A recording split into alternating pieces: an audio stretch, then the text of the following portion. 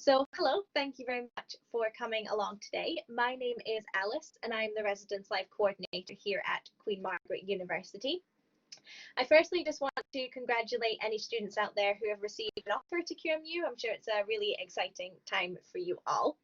So you'll likely be starting to think about whether you will be living on campus when you come to university. So today I'm going to talk to you about the accommodation that we have available on campus, as well as the benefits to living on campus.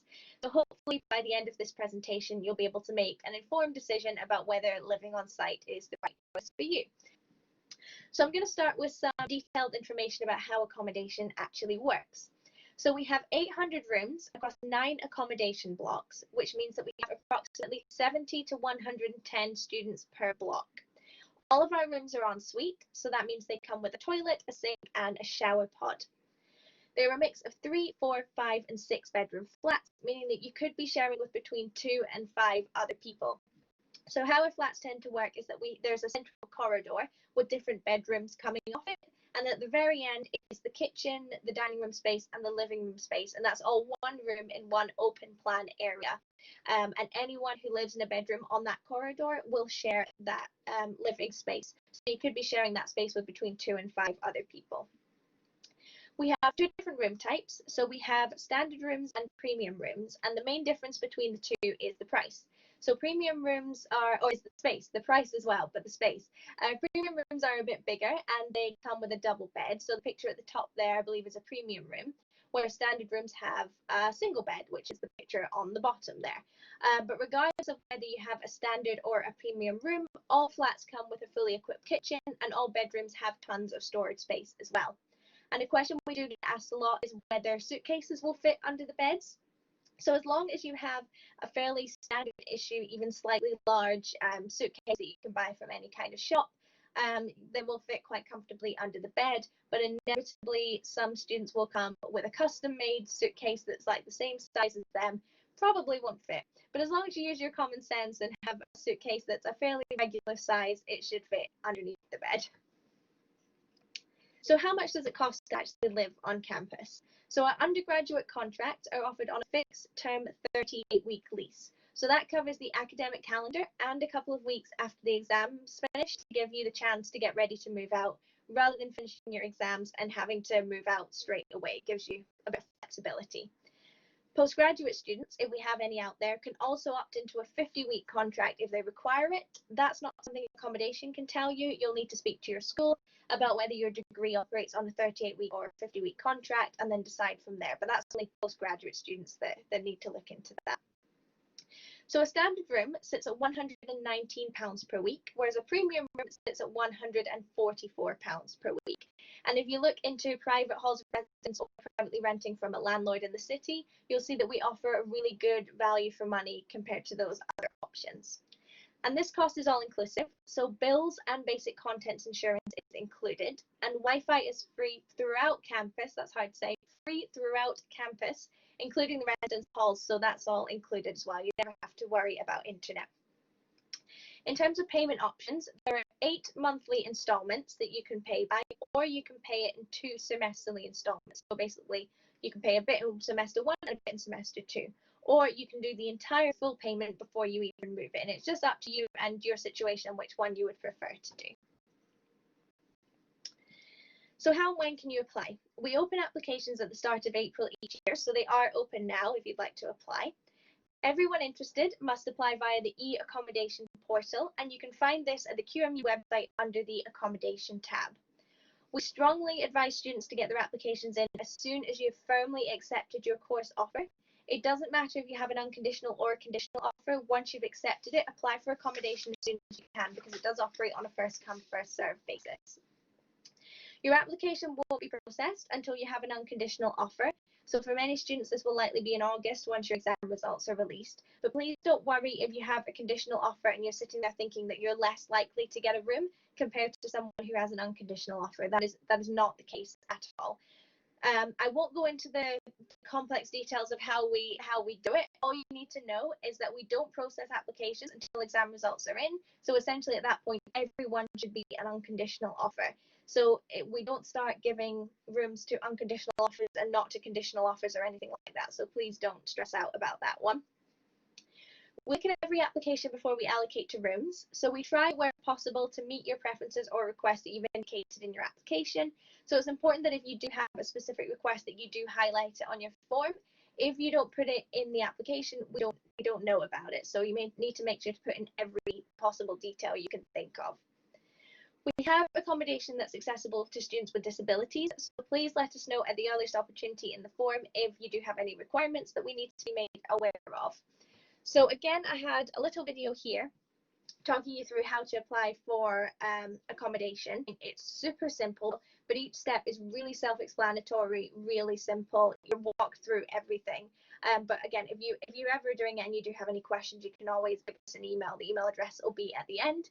The only thing I really wanted to point out is that, again, make sure you include absolutely every detail you think is relevant in your application, because otherwise we won't know about it. Like if you want to live with a certain person, if you don't put their name in the application, we won't know you want to live with them. So that's just something to consider. The other thing as well is that you don't need to pay anything when you apply. Once you accept your offer, you'll be required to pay a £250 prepayment. And that's not an extra cost. That is cost that comes out the cost of your rent. So you're not paying anything additional. It's all included. And you only need to do that sort of towards the end of the summer when you receive a room offer. So don't worry about having to pay £250 when you apply. You don't need to do that. So now that we've gone through the nitty-gritty of how accommodation actually works and how you can apply, I'm going to move on to this significantly more fun topic, in my opinion, of life on campus and what we can provide for you while you're here. So campus is an incredibly safe place to live. We have a dedicated security team that's on duty 24 hours a day, 7 days a week. That includes Christmas, New Year's, any holiday you can think of. And they monitor CCTV and they conduct regular patrols. And all students have access to a phone number to them. So if you ever need them to come to you for any reason, they have basic first aid training as well. They can pop up and see you as well. We're also really fortunate compared to some other universities that our accommodation is all on campus. So you're only a few minutes walk to class every morning, which might not seem like a big deal, but if you've got a morning class, it can be really good to have to walk next door. And we certainly do see people walking around in their pajamas sometimes, which I don't judge them. I think that's fine. If you want to reach the city centre, we have a rail link right next door at Musselburgh Railway Station, and that can get you to Waverley Station in the centre of Edinburgh in 6 minutes. And we also have regular buses and night buses as well, so tons of public transport links for you. Another bonus living on campus is our ResLife programme. So for many students, coming to university for the first time will be the first time they've lived away from home. So we want to make that transition as easy as possible for them because it's a really exciting time, but it can be a bit nerve-wracking as well. So we want to support students when they arrive so that they can live independently. So through our ResLife programme, we aim to encourage and support personal growth, promote healthy relationships, and help establish well-balanced lifestyles. We want to create a really fun and inclusive living environment where our residents feel welcomed, supported, and involved in the friendly residential community that we have here at QMU. And that's something I'm new to QMU. I've only been working here a month or so, but everyone I've met, students, lecturers, staff, everyone is so friendly and warming and welcoming and inviting and all the ings. And it's absolutely lovely. So that's something we aim to really promote in our students, is to keep that really friendly attitude up. Staying on campus gives students the opportunity to meet tons of new people and become an active and engaged member of our community. And that's a really great benefit to living on campus, is you basically get this automatic sort of society, this automatic group before you even met your classmates or anyone in any of the student union societies or sports teams or anything. So it gives you a really great head start to meet new people. And we're here to provide help and support when students need it. And there's loads of events which our residents can participate in as well. So that's me. Our ResLife team provide residents with direct access to a wellbeing support network. So our team are really experienced in helping students through the sometimes difficult transition period and are really knowledgeable about where to signpost and how to get the right help and support in place for our students. So the ResLife team are always on hand to help students settle into life at QMU and provide pastoral care support. So I'm Residence Life Coordinator, and I help students with a wide range of issues, including dealing with disability support needs, antisocial behaviour, and enforcing the Halls of Residence Code of Conduct and Disciplinary Policy. But it's not just me that makes up the team. We also have our ResLife assistants, and they're on duty on evenings and weekends. So they cover reception shifts. So they're roughly there from 4 to 8 on weekdays, and 12 to 4, I believe, on the weekends. And they sit at reception and are there to answer any questions, help you with the washing if you don't really understand it, anything like that. And they also help me plan and organise ResLife events as well, which we'll come to in a minute. Senior residents, on the other hand, are returning students and they live within the residence halls. So we have at least one senior resident per block. And they are there to help support new students with the transition to university and everyday student life. As a team, ResLife complete regular flat visits, check in with residents, and offer guidance and advice. And we deal with a wide range of issues from homesickness to flatmate disputes. You name it, we've heard of it. I don't think there's anything a student could surprise us with at this point. So the weekend before Freshers Week is when we hold our official arrivals weekend, in which nearly all of our 800 students will move in across the Friday, Saturday, and Sunday. We then host a full-on week of events and activities to help students settle into university life and meet new people. And some of our most popular activities include an IKEA trip, a welcome night party, burgers and bingo, and a postgraduate afternoon tea. And our picture there is actually from our Get the Scoop event, where students could come and get free Lucas ice cream, ask us questions, meet new people, that kind of thing. And trust me, we've never had Lucas ice cream before. It's amazing. The fact that it's free, unbelievable. So this is some events we've organised over the year. We try and do a wide range of different events. So for example, every winter we do a winter ball where students get the chance to get really dressed up, have a sort of Christmas dinner kind of thing, go to a fancy hotel and just celebrate the end of the calendar year. We do a lot of arts and crafts activities, especially around exam time, give students a chance to kind of step away from their essays, their dissertations, their exams, and just do something a bit creative and relaxing and something that kind of to mind away from things. We do a lot of trips to local areas. So we do trips to Edinburgh Zoo, Botanical Gardens, the Kelpies, Jupiter Artland, but we also do tons of trips further afield as well. So we'll go to the Highlands, we'll go to Dundee, we'll go to Newcastle. Really gives you the chance, especially if you're an international student, to really explore the local and the wider area, which is fantastic. Okay, so again, here's some examples of events that we typically tend to organise over the year. The ResLife team work really closely with the student union and student services to deliver programs such as therapests, job hunting workshops, and revision sessions near exam time. And that's one of the really great things about Queen Margaret University. It's a really small and friendly campus, so departments work really closely together to ensure that we're delivering the very best for our students. So that's it from me. If you'd like more information, you can email us at accommodation@qmu.ac.uk. And as a reminder, applications are now open, so if you're interested, please apply as soon as you can. I believe we're now going to be opening up the chat for questions. So if you have anything you'd like to ask, please just pop it in the chat and I'll answer it as best I can. Okay, I'd like to ask what an undergraduate planning to stay after May can do about accommodation.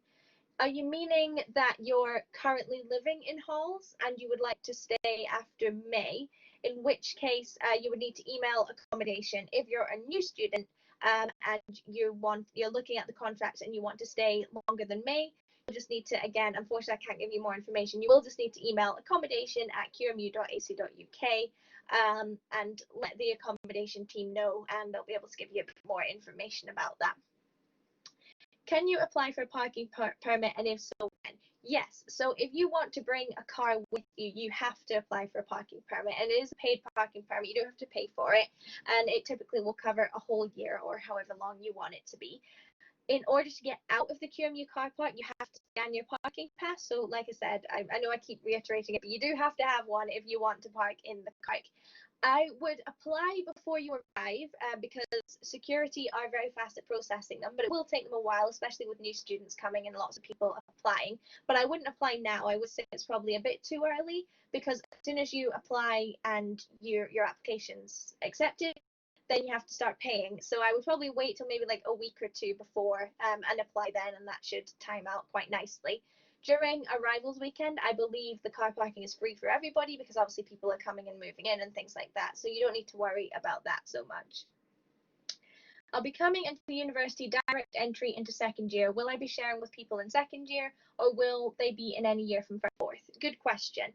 So to be honest, we look less at what year you're in and typically more what age you are. So first years we do try and put together, just because they're new, they're typically wanting the same kind of things out of the university experience, where people who are a little bit, who are more in like second, third, fourth year, are typically a bit more settled and have their friend groups and things like that. So we'll typically, if you're direct entry into second year and you're, say, 18, 19, 20, the risk that you might be with first years, again, it just depends on the numbers and how things work out, or you might be with people who are more in second and third year, who are roughly around that age range. If you're a direct entry student and you're, say, 30 plus, we're more likely to put you with other mature students or with postgraduate students, just so they're a bit more around your age range, which typically seems to work quite well. We've never had any complaints about doing things that way. Do I have to apply for accommodation for my second university choice? So in order for you to be able to apply for QMU accommodation, you have to have a firm, conditional or unconditional offer. And by firm, it means you have to have accepted your place at QMU, definitely. Like, that is the place you're going to. So I would imagine if we were, for example, your second university choice, you probably wouldn't be able to apply because you haven't accepted your place on your degree. Do you have to send an accommodation request format for each year? I'm assuming you mean if you had finished first year and you wanted to live here again, would you have to apply? Yes, you have to reapply every single year using the exact same form. So yeah, you would have to do that again. Is it possible to find a job on campus before arrival? Absolutely. I couldn't tell you exactly what jobs are available or anything like that in regards to student union or in the canteen or anything like that. But if you go onto the student union website and the QMU vacancies website, there will be stuff, and I'm sure you could do an interview over Skype. I'm not 100% sure. I'm just saying off the top of my head what I would imagine it would be. But we also have lots of job opportunities, like part-time job opportunities around. We have, I think it's a co-op, it's only about a 10-minute walk away. And we have Fort Kinnaird, which is really close by. It's a massive shopping area. There's loads of restaurants, there's a Primark, there's a cinema, loads of shops. So there's tons of job opportunities there. I've got a conditional offer and I'm slightly worried that there won't be space for accommodation come August. I've already applied, but just wondering, do they keep spaces for conditional students? So yeah, like I said earlier, it doesn't matter if you have a conditional or an unconditional offer. It's not like we prioritize unconditional students. Everyone gets processed at the same time once exam results have come through. So don't worry that because you have a conditional offer, you're less likely to get accommodation. I won't go into the details, but it doesn't work that way. So I really wouldn't worry about that one. When do we hear about accommodation after applying? So in a typical year, you'd probably hear, I'm new, but fairly soon-ish. But obviously, because of the whole COVID-19 situation, we are just holding off on processing applications, just because we're just going to wait and see what happens with the government, any government guidance, things like that. So unfortunately, I can't say exactly when that will be this year, fortunately, but don't worry, you'll get tons of relevant information when we know more.